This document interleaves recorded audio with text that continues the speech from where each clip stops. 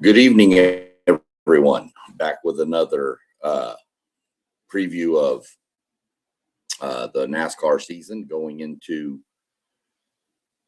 Bristol this weekend. We're going to pop off with a quick look back at Rockingham, which was just the O'Reilly's Auto Parts Series and the Craftsman Truck Series. Cup Series was off for Easter. That's typically they take that week off.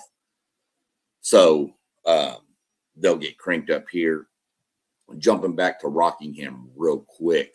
Great weekend of racing at the Rockingham. It's kind of a good thing. It gives the Truck Series and the O'Reilly Series a chance to kind of be the stars of the weekend. No offense to those two series at all. But when they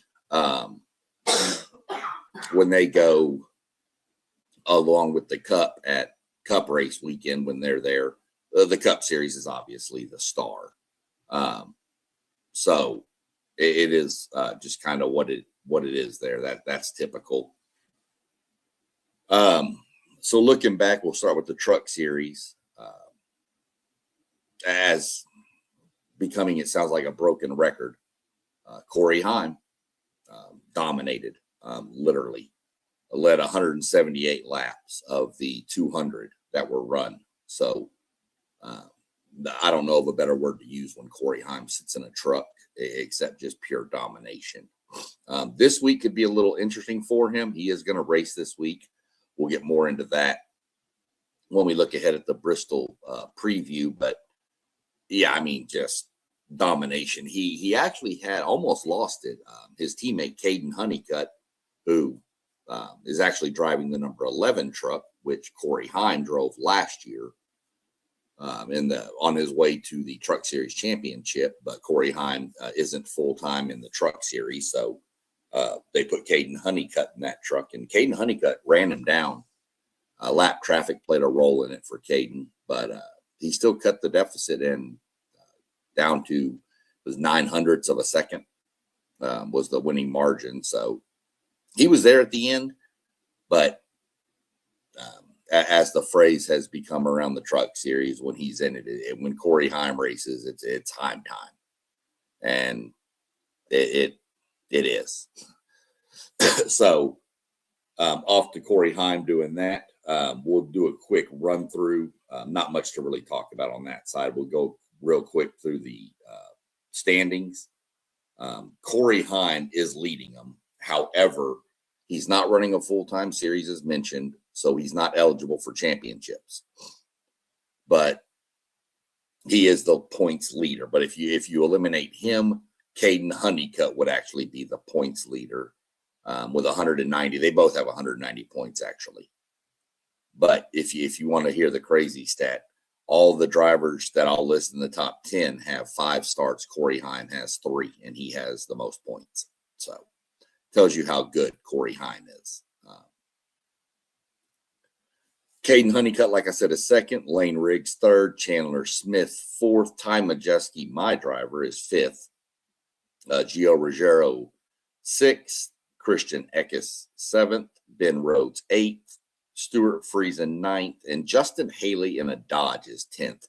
And we're going to go through 10 every time we do the point standings because that's the number of drivers that qualify for the chase at the end of the season. So right now, Justin Haley holds the last spot. I'll give you 11th. The next one down for the cut line is Tyler Ankrum. He is literally 1 point behind 10th. So lots of changes will be happening coming up.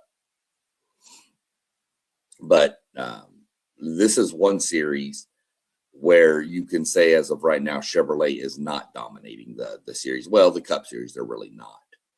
But when we look at the O'Reilly standings, it'll be all Chevrolets pretty much. But here in the top 10, you've got 4 Fords, 4 Toyotas, a Dodge, and 1 Chevy. So a little more spread out here.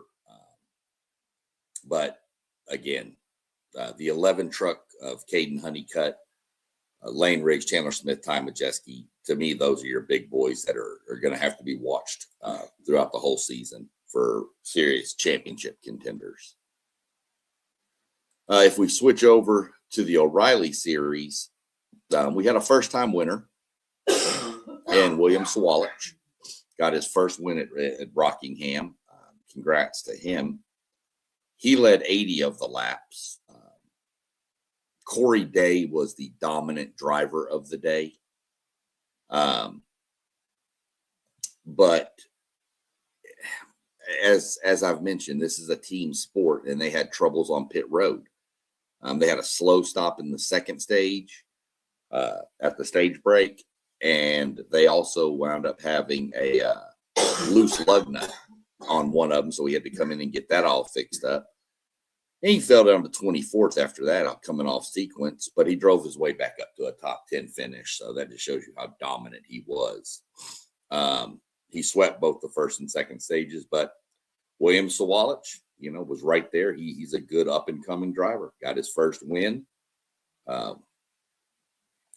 So congrats to him. Drives for Joe Gibbs. His winning margin was 0.9 of a second, 0.863 really, but round up, I just call it 0.9 of a second. He finished, like I said, 80 laps led. Brandon Jones was second. Justin Allgaier, who you never count him out in the O'Reilly series, much like you don't count Corey Heim out in the truck series when he is racing. Raja Caruth, Carson Kvapil, Sheldon Creed, Taylor Gray, Parker Retzloff, Ryan Sieg, and then Corey Day rounded out the top 10. So these are, was a good weekend for them. Really good to see somebody new get a win in William Sawalich. I like that. We'll go look at the standings here. And here in the O'Reilly series, 12 drivers make the chase. So we'll go through the top 12 in points. No shock here. Justin Allgaier is pretty much lapping the field when it comes to points. He has 422 points. The next closest in second place is Jesse Love with 296.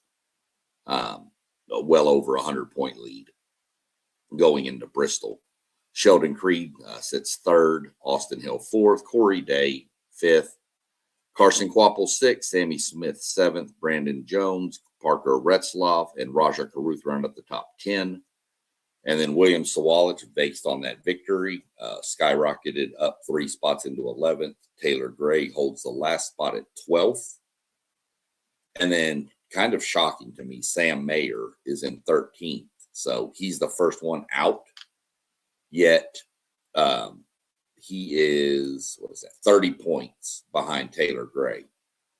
30 points can be made up pretty quick.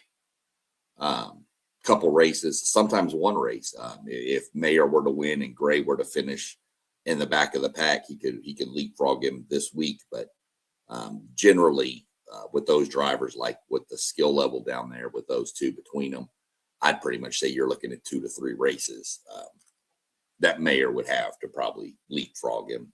But it could go backwards. I mean, Mayer could finish last and then wind up falling further behind. So just have to wait and see how it plays out. That's pretty much what we're looking at with the Rockingham recap. We'll jump into there's no other way to start this off, this preview. This is, it's Bristol, baby. That's just what it is. That's the catchphrase for it. My favorite track on the circuit. Not sure it's real close, but this is the racetrack I tell everybody that wants to go to a race, go to the Bristol race. But go to the Bristol race at night, in the fall, in September. But man, that's the first race I took my wife to, and she fell in love with it. She likes going to other tracks, but somehow I think if she's a little disappointed if I don't say we're going to Bristol. But my favorite track by far. So we'll jump into it. Before we jump into some more of it, let's give you a little bit of a backstory of Bristol here. Bristol, it's a half-mile track, 0.533 miles. It's an oval, high bankings. It's not just a racetrack, though. It's actually held an NFL game, exhibition game, between the Washington Redskins and Philadelphia Eagles. It's held, what else is it held there? They've held a college football game, 2 of them. One, I guess you'd call Power 4 conference, and one FCS level. And most recently, it's actually hosted a baseball game. So it held NASCAR races. It held Tennessee versus Virginia, which makes a lot of sense when you consider those 2 schools played there, because Bristol sits on the Tennessee-Virginia border. Like one half of the street is Virginia and one half is Tennessee. So Tennessee won that game. But the Braves and Reds played the first Major League Baseball game there last year. Don't know if they're going to do it again anytime, but it was a success, but a failure, due to the simple fact that it rained. So the game was like rain, and then started and stopped and pushed off. And so, I mean, but you can't really control the weather. That game could have been rained out at any other stadium too. But it was just kind of bummed that it happened while the first one there. It's unique in the fact that this is the last track that NASCAR uses that has 2 pit roads. It's such a small infield that they cannot fit both sides of all pit road on one side. So you have 2 different pit roads, and you have different rules for going to pit road. You know, if you're under caution, you have to come in. Everybody comes in at one turn, and then you have to drive. And then if you're on the back, you have to go all the way around, and then you can exit. If it's under green, you can go in on out of turn 2 if you're on the back stretch and go straight to your pit. So it's kind of, you got to make sure you're on top of the rules, because you don't want to accidentally, pull in under green and go to the front stretch pits, and you're on the back, and then you have to drive the whole pit road at pit road speed. On a track that size, you're going to be 3 to 4 laps down, if not more. That's how big one mistake can make on that. The banking, when it first came out, it was said Bristol was at 36-degree banking. That was later proved to not be true. It's actually, it ranges from 24 degrees to 28 degrees in the corners. And the straightaways, if you want to call them straightaways, they're more like just little snippets of straightaway. They're 4 to 8 degrees. So it's pretty drastic. The G-forces that it produces on these guys is pretty rough.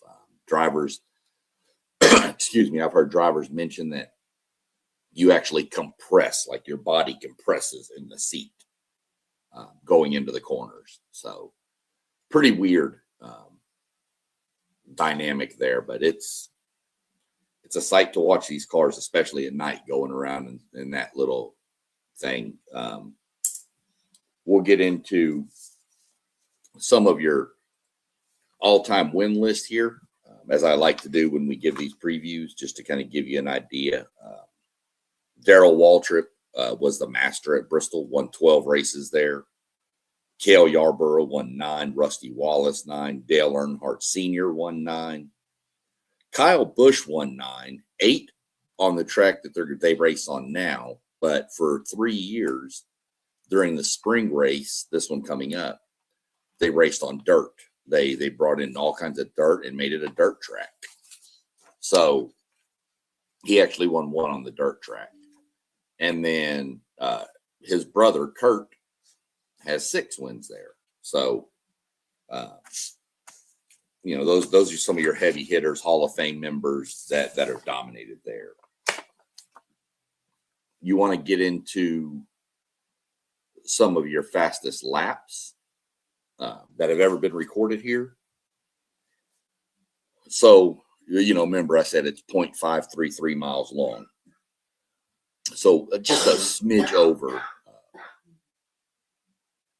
a half mile. So in the Cup Series, and this is these numbers are from 2025 and before, so they're updated. In the Cup Series, you had Kyle Larson, and this was done in 2018 in the Food City 500, which is this race, the same spring race. He turned a lap of 14.945 seconds. So you think there's 60 seconds in a minute. He was literally doing 4 laps a minute, right around there. And that's just insane to think about. NASCAR Truck Series, Christian Eckes did it in 2023 with 15.35. ARCA Menards was set in 2025 with Brent Cruz, who's now racing in the O'Reilly Series. Keep an eye on that kid. 15.47. And Xfinity was set by Cole Custer, who is my wife's second favorite driver just because she loves the name. In 2019, he went 15.65 seconds. Kind of weird that the Xfinity Series car went slower than the Menard Series, but, you know, there's different trims and different things. Drivers do things a little different. So if you flip it over and you want to know, well, okay, what's the difference in running on asphalt and, or, you know, dirt? Well, I mentioned that the Cup Series record was 14.94 by Kyle Larson. Well, Kyle Larson also holds the record for the fastest lap on the dirt track, which was done in 2022. And the difference is he went 19.26 on the dirt. So you're talking 3.5 seconds, 3.3 seconds difference is what the dirt slowed the cars down. The truck was set by Stuart Friesen at 19.003 versus the truck with Christian Eckes with 15.3. So again, you know, you're looking at 3.7 seconds. So just a little difference there. You can see how much dirt can slow down the cars. Go down into we just did the fastest laps on dirt. So now let's jump into the previews. All 3 series will be racing this weekend. It kicks off Friday at 3:30. This is on FS2 as practice and qualifying. Qualifying is at 4:35. And then they turn right around after that, and at 7:30 on FS1 and the Fox Sports app.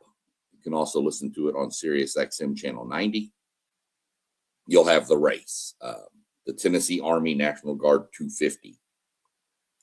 Your stage links for this race are 65 for the first stage, 65 for the second stage, and then 120 for the last stage, giving you your grand total of 250. A little bit extra to watch, besides the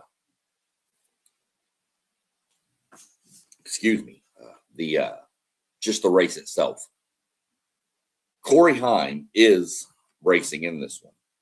He wasn't originally going to, but they're doing a thing they started called the Triple Truck Challenge, and he's won the first 2 of them. It was the Darlington race he won, and then the Martinsville race. So now he's obviously going to race in this one.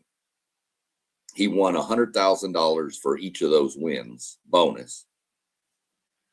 And if he wins Bristol, he'll win an extra $500,000 plus $100,000 for the race. So a chance to win $600,000 is up. So I'm kind of curious to see if he can pull it off. Now, I had mentioned we're going to see what he can do. And we'll get into it when I mention the drivers to watch, which obviously I have Heim, Majeski, Caden Honeycutt, and Chandler Smith. Lane Riggs is kind of my sleeper.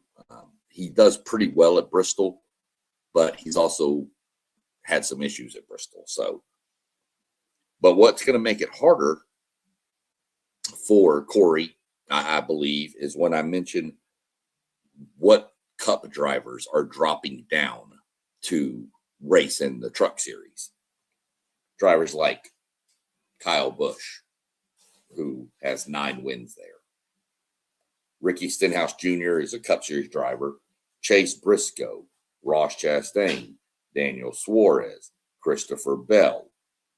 They're all out there. And these are all good, solid Cup Series drivers. So they know Bristol. They know how to get around Bristol.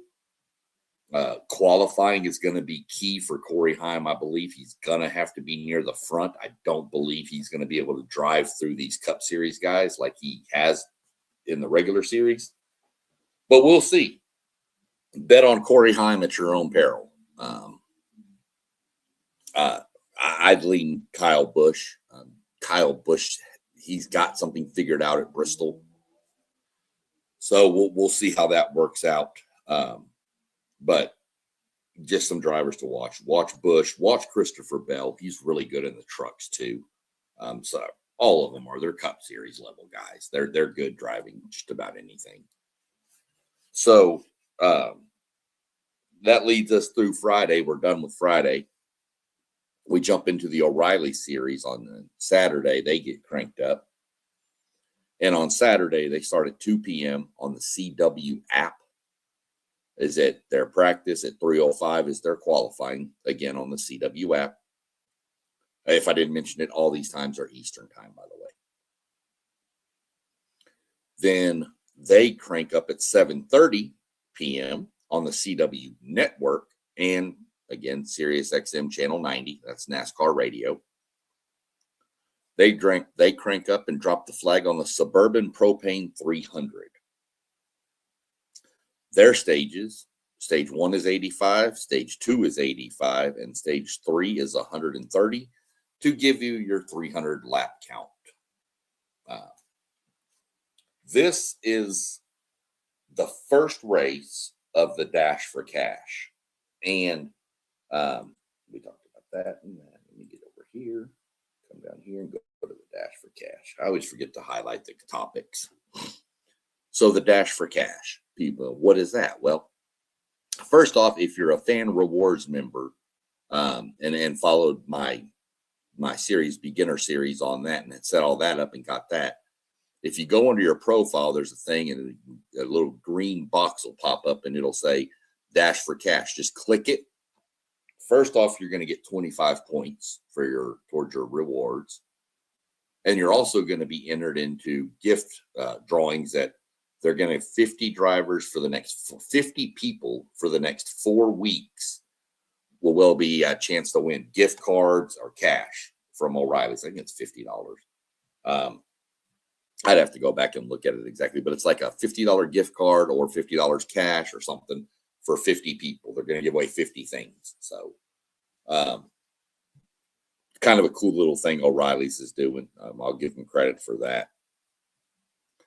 But what is the Dash for Cash? Okay, well, it is what it is. It's a Dash for Cash. Last week at Rockingham was the qualifier. So how it works is the top 4 finishers from that race that are eligible for points in the O'Reilly series become eligible for the first Dash for Cash race, which is at Bristol. So those 4 that were locked in were William Sawalich, Brandon Jones, Justin Allgaier, and Raja Caruth. Those are the only 4. They'll have a special banner on their windshield. If you watch the race, it'll say Dash or Dash for Cash or something along those lines. That's what it's done in the past. So whoever finished the highest don't have to win the race. You just have to beat the other 3 competitors. You win $100,000. And you automatically qualify for next week's. I'd have to look at the schedule to see what the next 3 races are. I think it's Kansas after Bristol, but I'm not 100% sold on that. I'd have to look that up. In fact, if you give me a second, I'll pull that up for you real quick. Let's see. because I want to give y'all the right information, of course. Let's go to the schedule for the O'Reilly series. Okay, so Bristol, Kansas, Talladega, and the Texas Motor Speedway are the 4 races for the Dash for Cash. So whoever finishes higher out of those 4 wins the Dash for Cash and is automatically qualified. So let's say Justin Allgaier finishes 8th, but he beats everybody else. So he's qualified. So then we take positions 1, 2, and 3 in the race, and they go to Kansas for the $100,000 Dash for Cash. And that cycle repeats. The highest qualifier advances. There used to be a thing for somebody if they'd actually like won all of them. I don't know if they're doing that anymore. But either way, it's just something that every series has something in season to kind of spice it up. You have the Triple Truck Challenge. You have the Dash for Cash for the O'Reillys. And we'll definitely get into it pretty hard and heavy when the Cup Series gets theirs going, which is their bracket challenge. That gets going in the summer months. So everybody has their own little thing they do for it. So that's the Dash for Cash.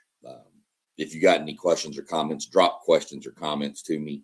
I'll get them answered as quick as I can when I see them. Who are we watching in the O'Reilly series? Justin Allgaier. Just who I'm watching. Allgaier, Brandon Jones, Carson Kvapil, your normal standouts, Jesse Love, Austin Hill. But there's one wild card in this, and he's the only Cup driver dropping down to race in this. Now, I mean, dropping down. He's going to race in this. He's obviously racing on Sunday too. But it's Kyle Larson. And Kyle Larson is really good at Bristol. I've seen him. If the race was an extra 100 laps, the one we went to, he might have lapped the entire field. He took him out behind the woodshed, so to speak, and it was not pretty. But still was a great race to watch. There's action all over the track. Even if somebody's dominating it, there's action further back. So it's always something going on. But you got to watch Larson in this. Obviously, he wouldn't be eligible for the Dash for Cash, but he's still a threat to win. So with that, we're going to jump into the big boys. And these are so unpredictable, these races. Like I said, I've seen Larson dominate races. I've seen different people dominate races here. I've seen races with, caution after caution after caution because guys can't quit running into each other either. So take that for what it's worth. You don't ever know what you're going to get. A couple of years ago, we had a race here in the spring. It was like every 20 laps, people's tires were blowing out. They had to go. It was the craziest thing. Denny Hamlin won that race, which is normal when you get something like that because you get a veteran who knows how to manage his tires better. So the Cup Series will kick off on Saturday at 4:30. Should be on FS1. I believe I'm sorry. Qualifying. That's right. They switched it over to qualifying for the Cup Series. It's 4:30 on Amazon Prime and on Sirius XM Channel 90 again. Maybe Sirius XM will watch this and start sponsoring me or something. We'll see. And then at 5:40, they go into qualifying for on Amazon Prime again and Sirius XM Channel 90. And that clears you with that. That gets that all set up. And then we'll jump into Sunday at 3 p.m. I really wish this was a night race. I wish every Bristol race was a night race, but that's here nor there. 3 p.m. It's going to be on FS1, the Fox Sports app. If you have HBO Max, they give you a window where you can have 4 drivers, like driver cams, and you can listen to the audio between the driver and the spotter and the crew chief and all that while the race is going on too. And if you don't know, that this will also be heard on Sirius XM Channel 90. Just in case you forgot, it was Sirius XM Channel 90. So that'll go into that. Now this, well, you talk about a race. The first stage is 125 laps. Second stage is 125 laps. And third stage is 250 laps. You're thinking, good Lord. Remember, it's a half-mile track. They're running 15-second laps. So you're doing 4 laps a minute. So it's not like an 8-hour race or anything. It's still a really quick race. What you really want to have happen when you go to one is you want green flag pit stops. You don't mind some cautions to bunch everything back up, but you want pit stops to happen under green. It just jumbles the entire field. So that's really what you want. Drivers to watch. This is going to be a normal list almost every week, I think. Larson, Hamlin, Gibbs. It's Kyle Larson, Denny Hamlin, Ty Gibbs, Tyler Reddick. I put Tyler Reddick on there. It's not one of his better tracks, but the season that they're having at 23-11 at Tyler Reddick, I'm not. He's going to be a driver to watch until he falls apart.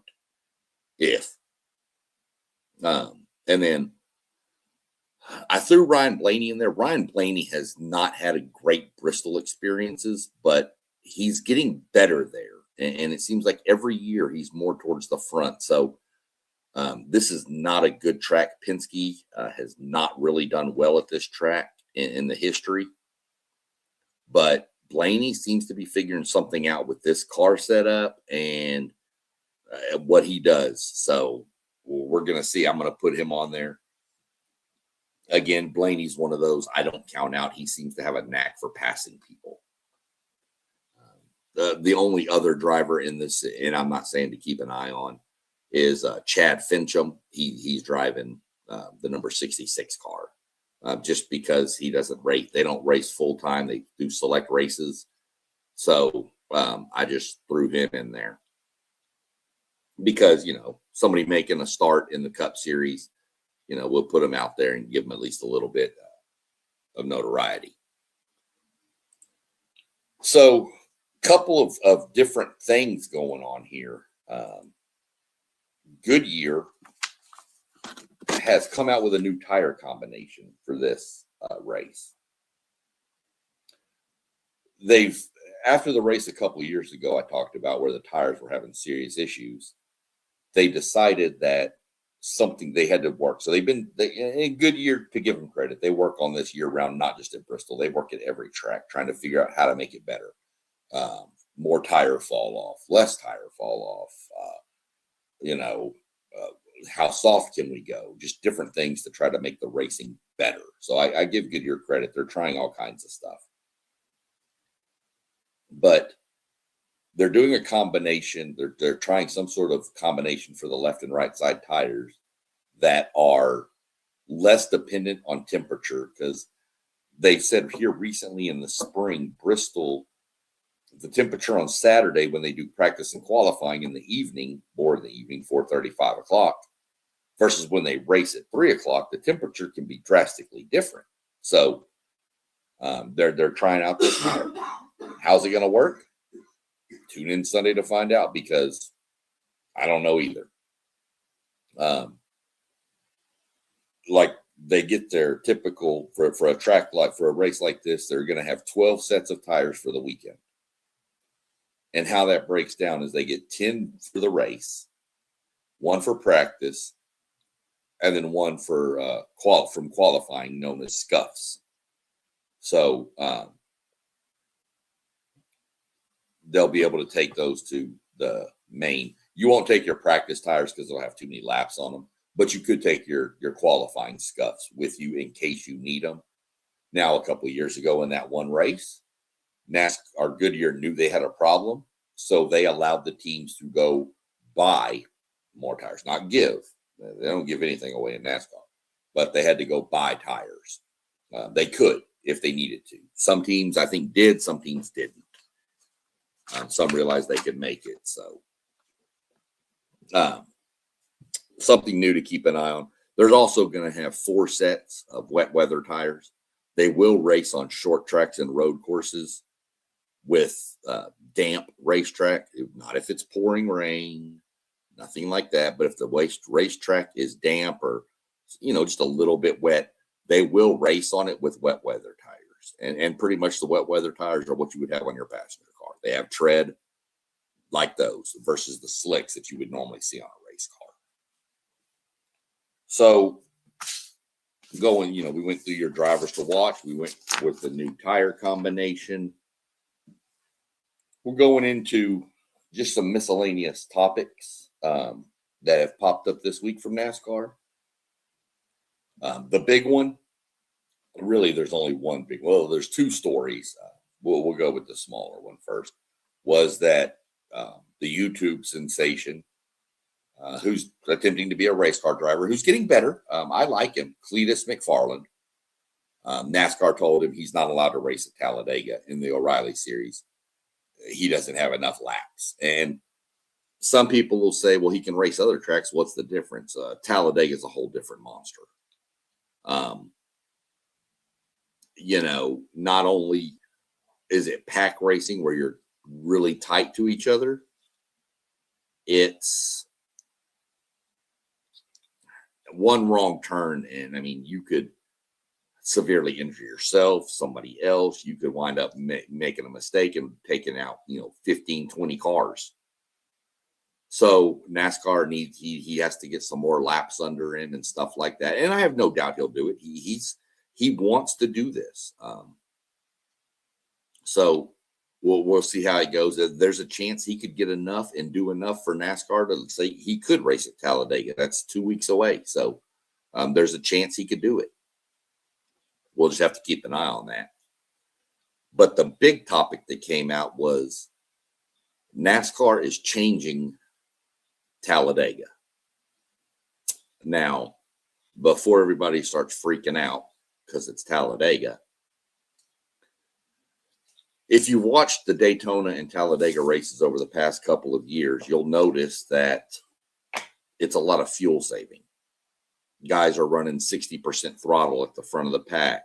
Guys are running 30% throttle to save as much fuel to make pit stops shorter, which is a strategy. And I don't mind it, because I'll tell you this.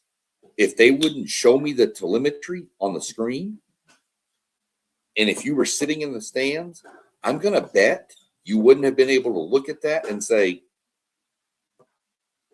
hey, he's not doing 190 miles an hour. He's only doing 170. I'm going to bet you probably couldn't tell the difference. So it's been a problem. Fans have thrown their fit about it. And this goes to show you that NASCAR listens to their fans too. They're deciding that. We don't know the specifics yet. All we know is, and it came out on NASCAR Hauler Talked, was they're going to flip it. Typically, as you heard me mention the stages coming up for Bristol, it was 125, 125, 250. Typically, the last stage is the longest. Well, they're talking that they're going to flip that, and they're going to make the first stage the longest at Talladega. I'm assuming they're going to do it at Daytona too in the next race at Daytona. We'll see. They may be waiting to get a gauge on how it works. But for right now, it's supposed to be just Talladega. And it's the example that I'll use is one I heard this morning on Sirius XM radio. Mike Bagley and Pete Pistone in the morning drive. So what their example was, let's say the race is 188 laps. Okay, that's the length of the race at Talladega. So they said you can normally, and then again, I heard more info from Larry McReynolds, known as America's crew chief. He says you can run about 40 to anywhere between 40 to 46 laps generally on a green flag fuel run. So he says that what the thought process is that NASCAR would make the first stage 100 laps. So if you're going to have fuel saving, you'd have it in there, but you're still going to have to make a pit stop, maybe 2, depending on if you can save fuel enough. Because if you say 45 and 45 is the average, let's just say that, you're looking 90, you still got 10 laps to go. You got to be able to save 10 laps of fuel somewhere. So we'll see how that played out. And then the next 2 stages would be 44 and 44, which you would be able to make without a fuel stop. So to me, I kind of like it. I'm kind of on board with it. I want to see how it plays out. I think it's going to open it up to where you get more racing in the back half of the actual event, because it's not going to be, hey, let's save fuel until the final pit stop and then we'll go. It's going to be, we need to go. So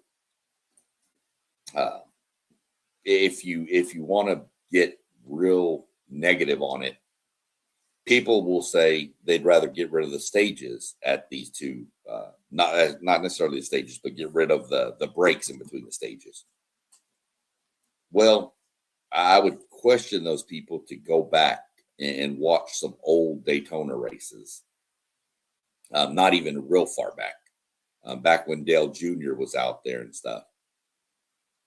There was numerous races where these guys would just get in a single file line, all 36 cars in a single file line, nose to tail, never passing, never doing nothing, just riding the whole race, because there was no need to tear up your car at the beginning of the race. Well, now there's stage points. So you may ride around for a while, but when it comes to that stage, you want those points. Those are points for your standings. You got to be in the top 16 to make the chase. So, it literally, that's how it used to be. There was a bunch of races, Daytona and Talladega, same way, where it was just riding for the whole race. And that's when stages kind of cranked up. And I think stages came in 2017. So I'd say go back and look at any maybe Daytona from, say, I don't know, let's just give a window of 2010 to 2016. You'll find one somewhere in there where there's just not a lot of action. So we're going to see how that plays out. I'm looking forward to the weekend. Looking forward to that change. Looking forward to this tire issue, not tire issue, but I guess tire issue. The tire change that NASCAR and Goodyear are throwing out there. Really, really looking forward to this weekend. Like I said, phenomenal track to watch a race at. Phenomenal race to watch on TV. You never know what you're going to get at Bristol. So y'all definitely tune in, like, comment, subscribe to my channel. You got me here. You can find me on TikTok. You can find me on Patreon, where I do giveaways for paid subscribers, including autographs. Eventually we get some more paid subscribers. We'll give away bigger prizes, maybe some sheet metal from cars, maybe even eventually we get enough people subscribed. Maybe we'll give away some race tickets. I'll let you pick the race. I'll tell you what races are available to you and let you pick them and get your tickets.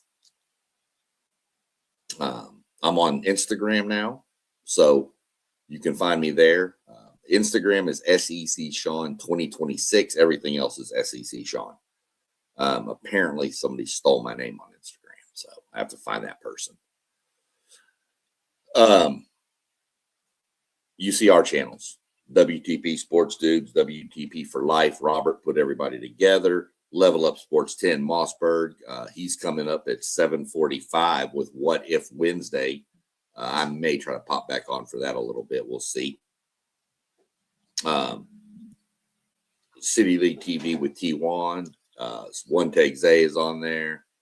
You got Parlay Poe, who's living high after Michigan won the basketball title. And you got Post Game with tons of Notre Dame and plenty of basketball type content. Big Notre Dame guy, so he'll be cranking up pretty soon with football, I'm sure. He normally hosts Thursday night show we have, so go tune in, like, subscribe, share, comment. Do a little bit of everything for us. Hit the notification bell so you'll know when one of us is going live. And we have a webpage, WTPSportsDudes.com. You can look that up. Got info, tell you a little bit about all of us that are on here. We got a question session on there. You can ask questions, anything you want to hear us talk about. Just put it out there. Let us know. Let us know what y'all want. That's what we're doing it for. So other than that, we're going to jump off here and call it a night and go relax a little bit, get some dinner going. Y'all have a good evening, and we'll catch up probably Saturday, maybe Saturday evening, maybe, depends. I don't know. I know my son's coming into town, so I may not be able to get on and set a fantasy lineup for you. But if you want some advice, just kind of look around and look at the drivers I mentioned, and that'd be a pretty good fantasy lineup for you. So other than that, y'all have a good evening, and we will talk later.